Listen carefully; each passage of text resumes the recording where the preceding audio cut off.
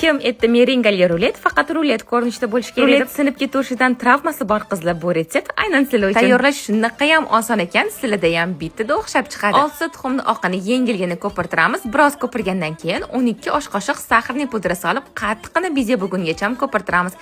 2 osh qoshiq jo'xori kraxmalini solib aralashtiramiz.